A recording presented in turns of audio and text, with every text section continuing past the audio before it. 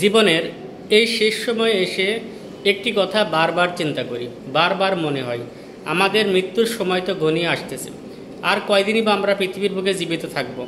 তাই আমরা যতদূর সম্ভব যতটুকু পারি সবাই চেষ্টা করব, যেহেতু আমাদের সময় নেই, আমরা কখন কোন সময় কখন কিভাবে মারা যাব এটা কিন্তু আমরা কেউ বলতে পারি না।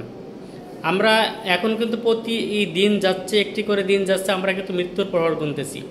তো আসুন আমরা সবাই চেষ্টা করি যেভাবে চললে আল্লাহ পাককে রাজি খুশি করা যায় ওইভাবে যেন আমরা সবাই চলতে পারি, এই প্রত্যাশা আমাদের সকলেরই হওয়া উচিত। দেখেন ফিলিস্তিনে যেভাবে ইসরায়েলরা যেভাবে তাদের উপরে হত্যাযোগ্য নৃশংসতা চালাচ্ছে, এটা নিয়ে আমি কিন্তু কয়েকটি ভিডিও তৈরি করেছিলাম।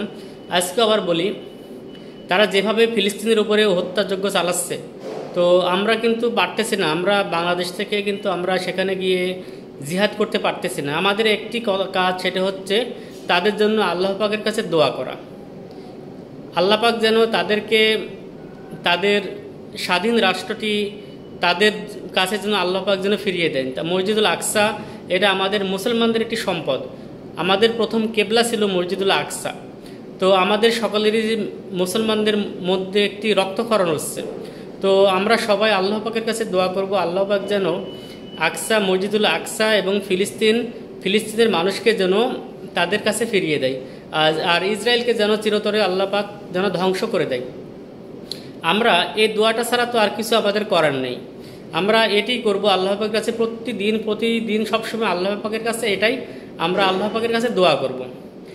আসলে তারা যে কত বর্বর জাতি, কতই যে তারা নিষ্ঠুর না হলে তারা কি করে এই ধরনের এভাবে পাখির মতো গুলি করে হত্যা করতেছে।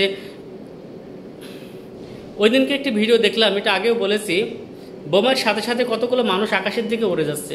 আসলে তাদের মধ্যে কি মায়া, মমতা, ভালোবাসা এই ধরনের কোনো জিনিসই আমার মনে হয় তাদের ভিতরে নাই। যদি থাকতো তাহলে কখনোই এই কাজটি করতে পারতো না। একটি কথা মনে পড়ল, আমি কিন্তু মুরগিও জবাই করতে পারি, বাট আমার কিন্তু ভয় লাগে। জাস্ট আমি মুরগিকে জবাই করবো, ছুরি দিয়ে জবাই করব, এটা আমার মনের ভিতর থেকে আমার একটা কষ্ট লাগে। আমি কিন্তু এটা করি না। অনেক আগে কিন্তু আমি জবাই করতাম, আমি কিন্তু এখন আর মুরগি জবাই করি না। এটা আমার কাছে খুব খারাপ লাগে, আমার কাছে ভয়, আমি এটা করতে পারি না। আসলে দেখেন, কিছু কিছু মানুষ আছে, দেখবেন নৃশংসভাবে মানুষকে হত্যা করে, অথচ তাদের মনের মধ্যে কোনো মায়া, মমতা কোনো কিছু তাদের মধ্যে আসে না।